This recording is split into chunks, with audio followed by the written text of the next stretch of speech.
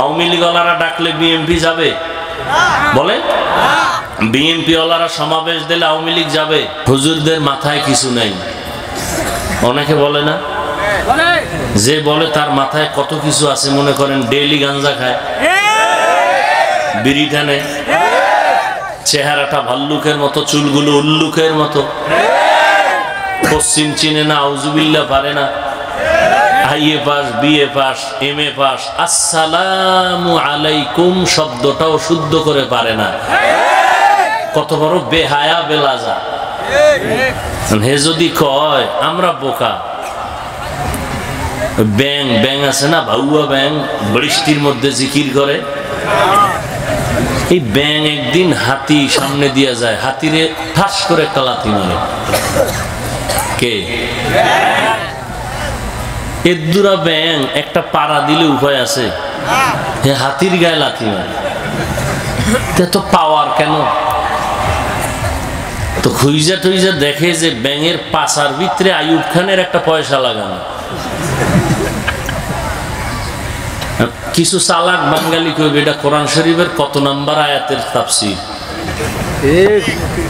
এদিকে তো আবার তাফসীর মাহফিল বেশি হয় না? এখানেও তো মনে হয় তাফসীর লেখছে নাকি?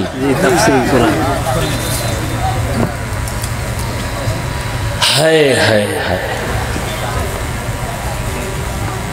দরকার নাই ভাই, ডিস্টার্ব করেন না তো। তাফসীর করার মতো যোগ্যতা আল্লাহি, আল্লাহর কসম আমার মধ্যে নাই। বড় বড় তাফসীর কারক যারা আল্লাহ ওয়ালা, তাদের গুলো দেখা শুইনা মুখস্থ করে আপনাদেরকে রিপিট করে শোনাবো। অতএব আমি মুফাসসির হতে পারি না। আর একজনেরটা দেখা বয়ান করা, নিজের কোনো যোগ্যতা নাই এলেমের, সে কোনোদিন মুফাসসির হতে পারে না। চাপার জোরে হতে পারে, আর আমগো দেশে চাপার জোরে সবই চলে। তো চাপার জোরে চলতেছে, আল্লাহ হেদায়েত দান করুন।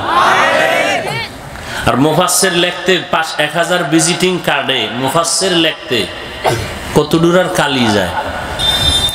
মুফাসসিরে কোরআন ভিজিটিং কার্ডের দূরা 1000-এর দাম 400, এখন দাম বেশি হয়তো আর 200 বাড়বে। তাহলে মুফাসসিরে কোরআন লিখতে তো আর বেশি টাকা লাগে না। নিজের প্রশংসা নিজে কেমনে করে এটা আমার বুঝেই আসে না। আল্লাহ হেদায়েত দান করুন। কি কথা বলতেছিলাম? ওটা তো বললেই দিলাম। পটিয়া মাদ্রাসার মুহতামিম প্রিন্সিপাল মুফতি আজিজুল হক রহমাতুল্লাহ আলাইহি, তিনি বসে আছেন স্টেজের ভেতরে সভাপতির আসনে। বক্তা সাহেব বয়ান করতেছেন, বক্তার যে কোনো বাহাদুরি নাই সেটা বুঝাইতেছে। বয়ান এমন সুন্দর হচ্ছে, ময়দানে শুধু কান্না। মুফতি সাহেব হুজুর মাইকটা টেনে নিলেন, বক্তাকে বললেন একটু বয়ান বন্ধ করে মাইকটা আমাকে দেন। হযরত মাইক নিয়ে বললেন শ্রোতাদেরকে, আমি আজিজুল হক ইলমের লাইনে, সুলুকের লাইনে, তরিকাতের লাইনে রুহানিয়াত যা পেয়েছি এটা আরেকজনকে দেওয়ার নাম খেলাফত। আমি এই বক্তা সাহেবকে আমি খেলাফত দিয়ে দিলাম। স্টেজে দিয়া হুজুর বসে গেলেন, বক্তাকে বললেন আবার বয়ান করেন। বয়ান যখন আবার নতুন করে শুরু করছে, আগের মতো সে রৌনক নাই, কান্নাকাটি নাই, বক্তার জীবন দিয়ে ফেলাইতেছে। বয়ান আর আগের মতো। হুজুর আবার মাইক নিয়ে নিলেন, মাইক নিয়ে বললেন আমি যে খেলাফত দিছিলাম তা ফিরাইয়া নিলাম। খেলাফত বাপ, খেলাফত বুঝেন তো? পীর সাহেবরা খেলাফত দেয় না, পীর সাহেবের খলিফা। এখন প্রশ্ন করবে শ্রোতারা, দিলেন কেন, দেওয়ার পরে নিলেন কেন? প্রশ্ন করার আগেই হযরত জবাব দিয়ে দিলেন। উনি যখন প্রথম বয়ান করতেছিলেন, আমি ভাবতেছিলাম রুহানিয়াতের পাওয়ার এত বেশি তার মধ্যে, এই জন্য আমি খেলাফত দিছি। পরক্ষণে আমি অনুভব করলাম আসলে এই যে রুহানিয়াতের পাওয়ারটা তার নিজের না, আগের বার যে বয়ান করেছে এত রুহানি পাওয়ার আসছে, এটা শ্রোতাদের মধ্যে কোনো খাঁটি আল্লাহওয়ালা আছে, তার রুহানি তাওয়াজ্জু লেগেছে।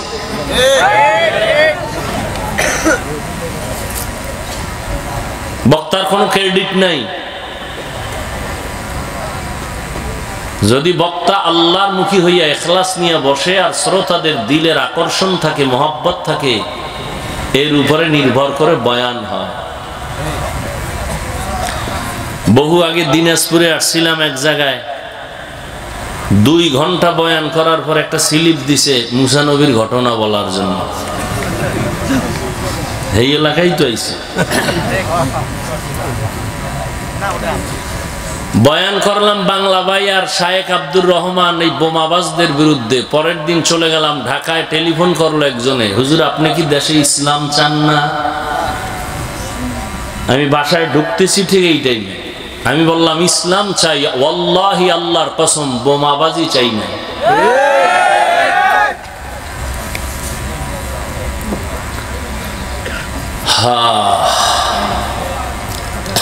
অতএব আপনারা বলছেন, আমি আসছি, সবকিছু আল্লাহর দয়া ছাড়া হয় না। বান্দা চাইলে কিছুই হয় না, আমার আল্লাহ চাইলে সব হয়।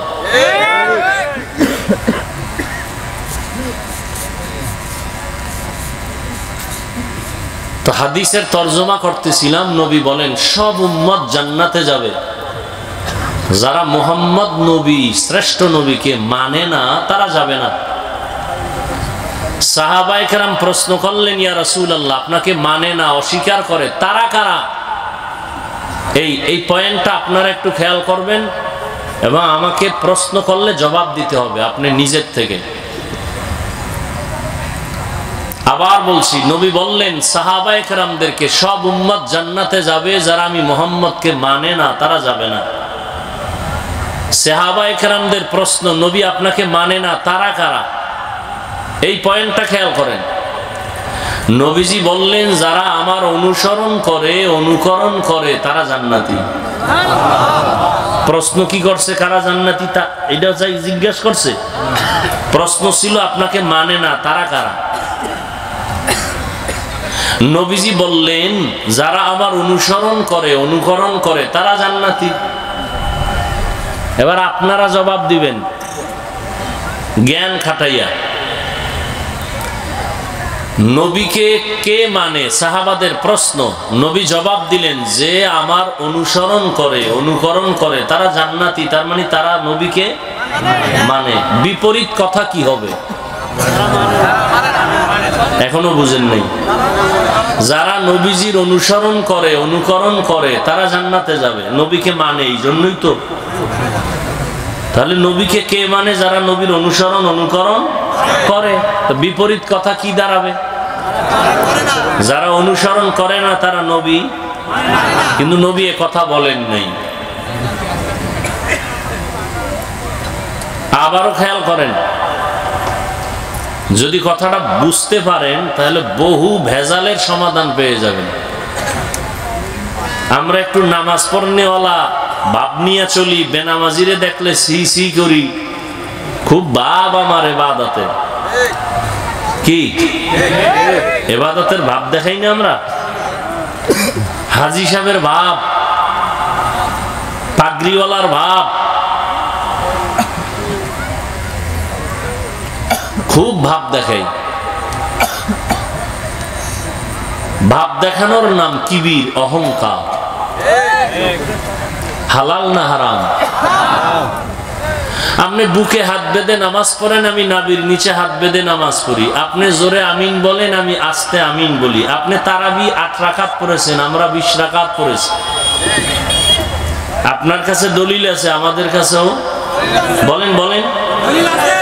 সব কথার শেষ কথায় এই যে আমল করছি কার জন্য? আল্লাহর জন্য। আমল করলে বান্দার সাথে ভাব কেন? আপনি 8 রাকাত পড়ছেন তারাবি, আল্লাহর মহব্বতে না? বলেন। আপনি বুকে হাত বাঁধেন, এই আমলটা কার জন্য?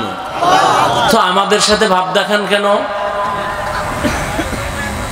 ইবাদত করলেন আল্লাহর, ভাব দেখান বান্দার সাথে, বিষয় কি? আল্লাহ হেদায়াত দান করুন। কিবির আগুন যেমন লাকড়ি ধ্বংস করে দেয়, অহংকার মানুষের আমলকে বরবাদ করবে। কি উঠবা, ডিস্টার্ব করো না, আমি মোনাজাতটা দিয়ে নাইমে যাব। কারো জ্যৈষ্ঠ মাস, কারো সর্বনাশ। কেউ লিখতে জানে না, মুছতে পারে।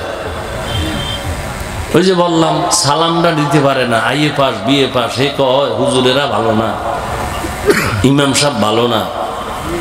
এই জন্য উদাহরণটা টানছিলাম ওই ব্যাঙ আর হাতি।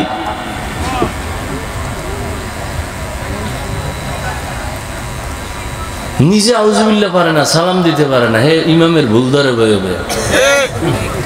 কি ওয়াজ করে? কেসা কাহিনীর ওয়াজ করে।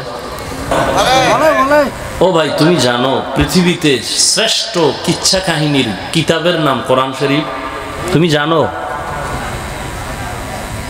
এই যে কোরআন শরীফ 250 গ্রাম ওজনও নাই, কিন্তু এর হাকিকতে ওজন কত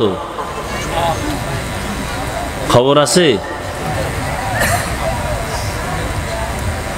এই মাত্র এতটুকু কোরআন শরীফের পাওয়ার কত? পৃথিবীর শ্রেষ্ঠ মেধা যা, শ্রেষ্ঠ বিজ্ঞানীর মতো, দার্শনিকের মতো জ্ঞান যাকে আল্লাহ দিয়েছেন, তিনি রহমাতুল লিল, যার কোনো তুলনা, যেই নবীর মতো বড় মুফাসসির আর পৃথিবীতে কেউ, মুহাদ্দিস, মুফতি আছে? সেই নবীকে আল্লাহ কেমন জ্ঞান দিছেন, সেই নবীকে আল্লাহ কোরআনটা দিতে গিয়া ঈসা নবীর মতো ছোটবেলা দিতে পারতেন না? 40 বছরের পরে দিলেন কেন? প্রশ্নের জবাব খুঁজো। আর দিতে গিয়া প্রথম মাত্র 5 আয়াত নিয়ে জিবরাইল আসছে হেরা পাহাড়ে। কোথায়? জবাব দিয়েন, বুঝবেন, ভালো করে বুঝেন।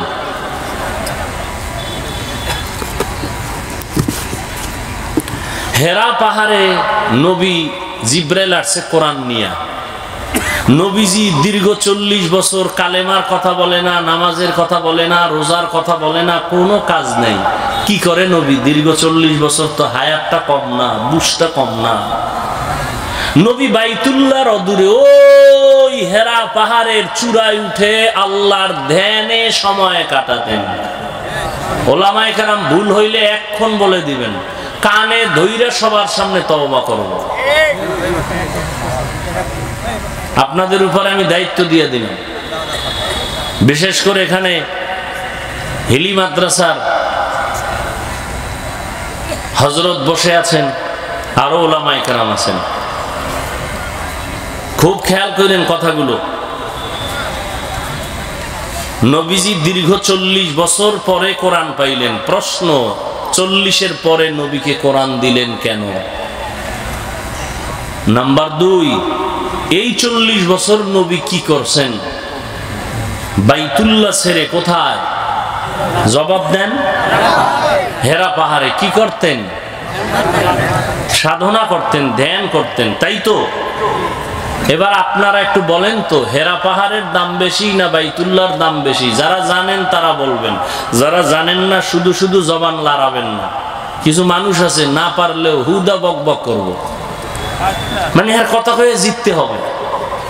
দেখেন না, চায়ের দোকানে বহু চাপাবাজ বয়ে থাকে ফাও খাওয়ার লেগে। আওয়ামী লীগের একজনারে পাইছে, কয় বিএমপি তো এই জমিনে নাই। যখন এত প্রশংসা করছে না আওয়ামী লীগের লোক, ফুইলা কয় এই দোকানওয়ালা এর চা দাও তো, ফ্রি 1 কাপ মাইরা দিছে জায়গা। বিএমপির যখন একজন পাইছে, কয় নৌকা শেষ। বিএমপি প্রশংসা শুই না, কয় আরে চায়ের লগে একটা বনরুডিও দিও। এরকম চাপাবাজি কইরা 12 কাপ চা খাওয়া শেষ, ফ্রি বনরুডি 6টা। এবার আইছে এলাকার স্কুলের হেডমাস্টার, আইয়া চায়ের দোকানে চা খাইতেছে। এর লাগে একটু চাপাবাজি করা লাগে তো। স্যার আমরা না স্কুলে না? কহ স্কুলে। আমার চিনেননি? না তো চিনি না। আহা স্যার আমার চিনেন না, আমি সৌদি আরব 5 বছর ছিলাম। কানাডায় ছিলাম 2 বছর, কুয়েতে ছিলাম 1.5 বছর। এরকম কয়েকটা দেশের নাম যখন কইছে স্যার কয় তাহলে আপনি তো ভূগোল সম্পর্কে অনেক অভিজ্ঞ। কয় হ্যাঁ, 4 বছর ছিলাম। এবার চাপাবাজ ধরা খাইছেনি। যারা জানেন না বুঝেন না কথা কম বলবেন, ওলামায়ে কেরামদের সাথে চালাকি করবেন, দুনিয়াও ধ্বংস আখিরাতও ধ্বংস। বহু চালাকি করছেন, এবার একা একা তওবা করেন। খবরদার। আল্লাহ, বাইতুল্লাহর দাম বেশি না হেরা পাহাড়ের দাম বেশি? যারা জানেন তারা বলবেন। এবার আমার থেকে শুনেন, বাইতুল্লাহর দাম কেমন তা আল্লাহ কোরআনে আয়াত দিয়ে বলছেন, ইন্না আউওয়ালা বাইতিন মুযিআ লিন-নাস লাল্লাযী বিবাক্কাতা মুবারাকান ওয়া হুদা মুবারাকান ওয়া হুদাল লিল আলামিন।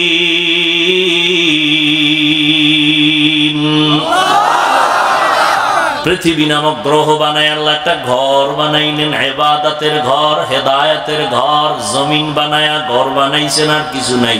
একটা ঘর বাইতুল্লাহ, বাক্কা নগরীর ভেতরে ঘুমের ঘর, বসবাসের ঘর না ইবাদতের ঘর?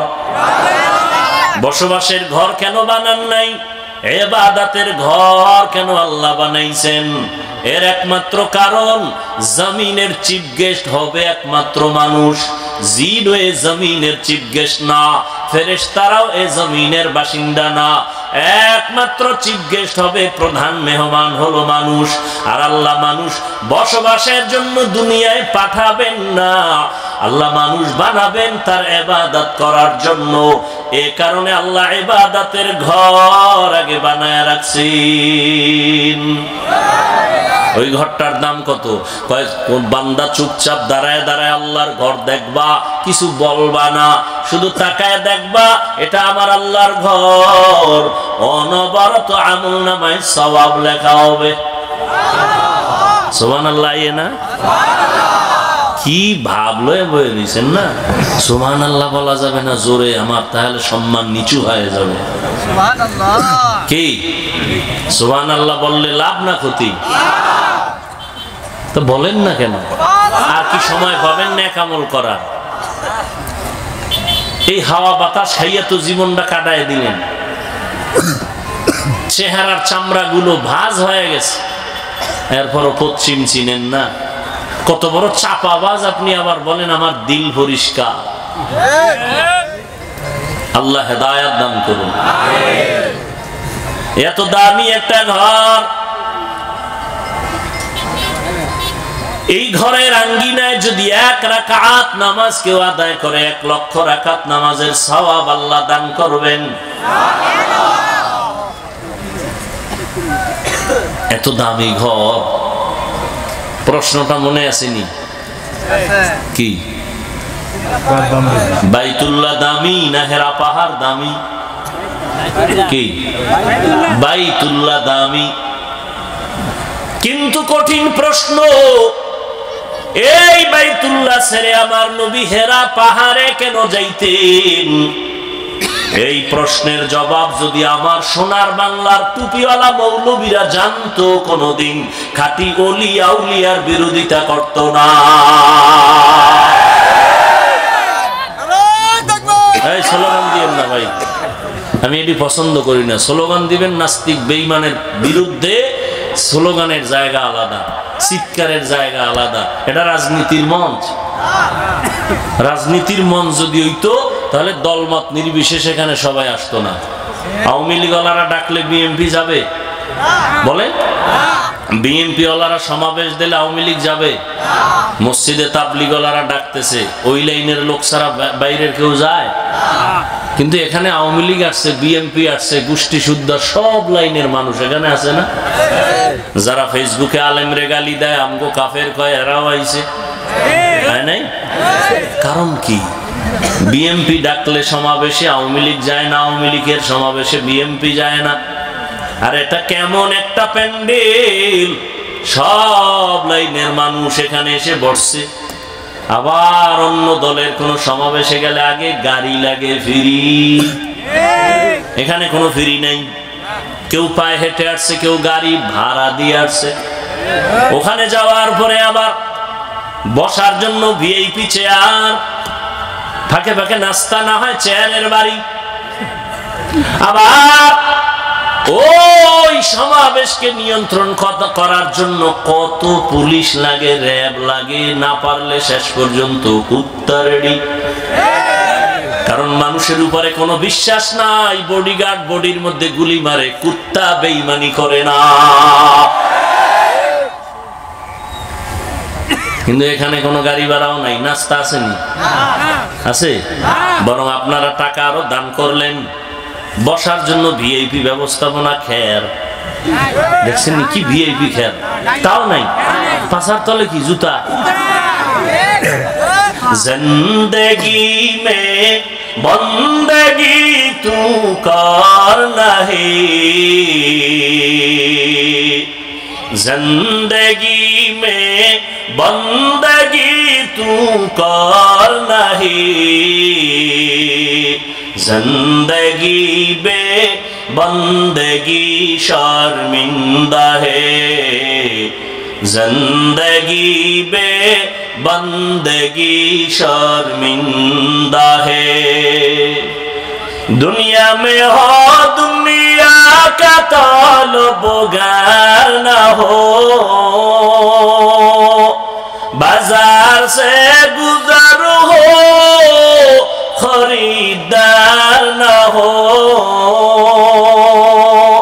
ये दुनिया एक मिसल कागज फूल है, ये दुनिया एक मिसल कागज फूल है। जिंदगी में बंदगी तू कर नहीं,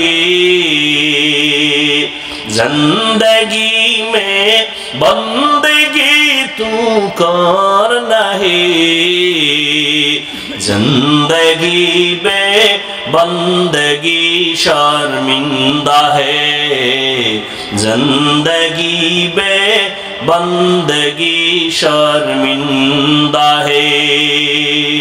जिंदगी में बंदगी कुन बंदगी, बंदगी बे जिंदगी।